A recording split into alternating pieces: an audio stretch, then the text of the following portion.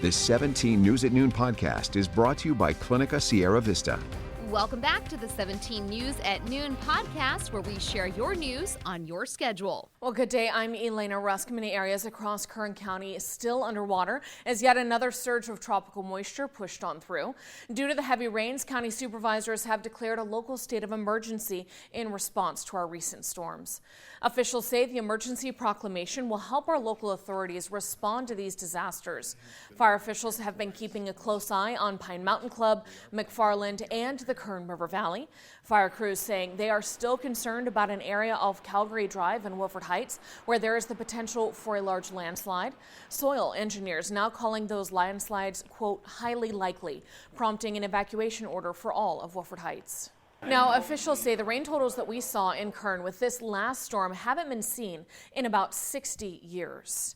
And all evacuation orders issued for Kern County remain in effect right now. Residents of River Kern, low-lying areas of Kernville, Tilly Creek, Wilford Heights, and the Wasco Pond area still under a lawful order to leave and seek shelter. There is an evacuation center at the Kern Valley High School on Erskine Creek Road in Lake Isabella. The previous evacuation centers at the Lake Isabella Senior Center and the Elks Lodge in Wilford Heights are now closed. And a traffic alert for you as Highway 178 is closed yet again through the Kern River Canyon. The California Highway Patrol shutting down the road most recently about 11:40 this morning due to mudslides and boulders falling throughout the canyon, according to the CHP incident page. The highway was closed this morning about 6 a.m. due to rocks in the lanes. Officers said there were about 70 large rocks there on the road. This is now the 5th time that the road through the canyon has been closed. They were able to briefly open it for about an hour this morning, but you cannot access the Kern River Valley from here on the valley floor. Download our 17 News app to get traffic updates and alerts like this sent directly to your phone as the situation evolves. And we are learning our local ski resort will be closed for at least another 2 weeks. Today, Alta Sierra announcing they have received a closure notice from the U.S. Forest Service due to massive flooding and damage to infrastructure in the area. Officials have announced Highway 155 will be shut down due to the potential for, quote, a massive slide. The ski resort says their closure is expected to last for a minimum of 2 weeks. That is devastating news for them as they have received a total of 211 inches of snow this season. That's about 17 and a half feet. And in some other local headlines, a woman was killed in a rollover crash on Highway 58 near Bena Road yesterday afternoon. The California Highway Patrol is saying it happened about 3:30 in the westbound lanes when the 20-year-old driver lost control and hit the center divider. The car flipped and then came to rest on its wheels, but officers say the driver was ejected and killed.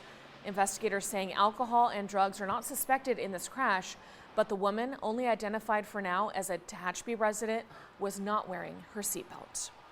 And the Kern County Coroner's Office has identified a man who died after being hit by a car early Monday morning in South Bakersfield.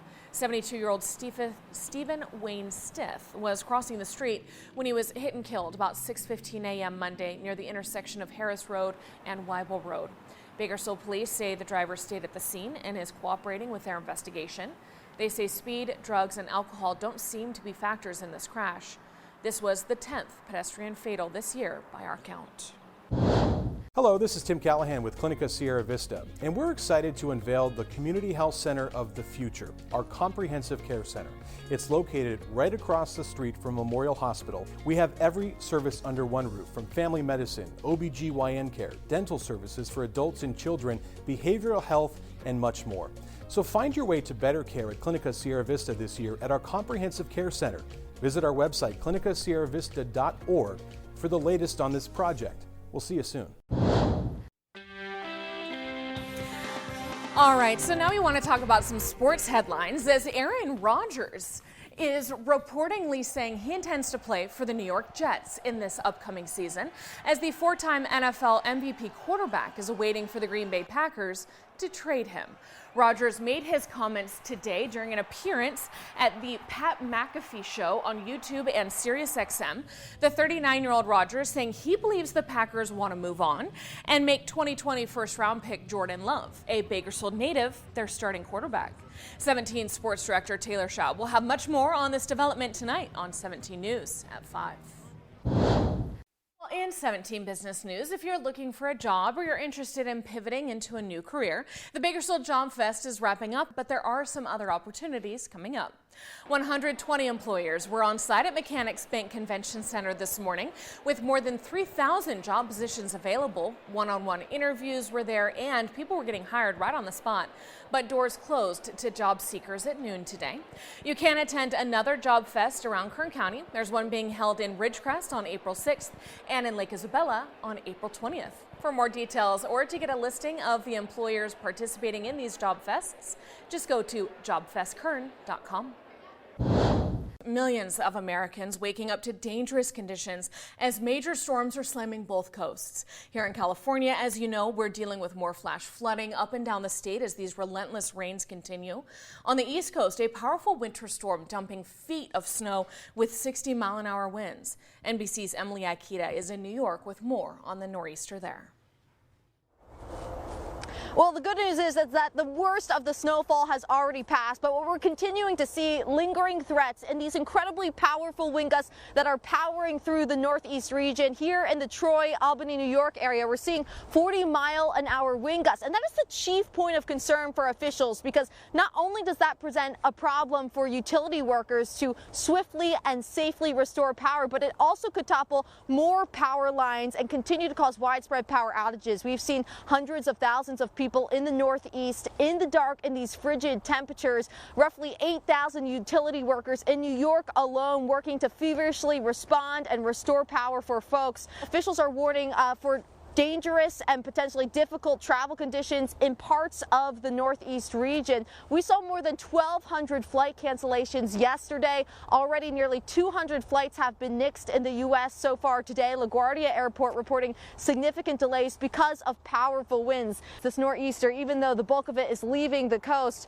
it's continuing to bring a lasting impact. Guys, back to you. All right, Emily Akita reporting there in New York. And now to some more headlines across the state. With this heavy rain and the severe weather forcing crews to use a helicopter for rescues in Los Angeles County yesterday. The chopper hovering over the San Gabriel River in Azusa, rescuing 3 victims trapped on a wash island. LA County Fire also rescued 7 people and 6 dogs from a wash in Duarte. And they put out a report that an 8th person is remained missing after being carried downstream.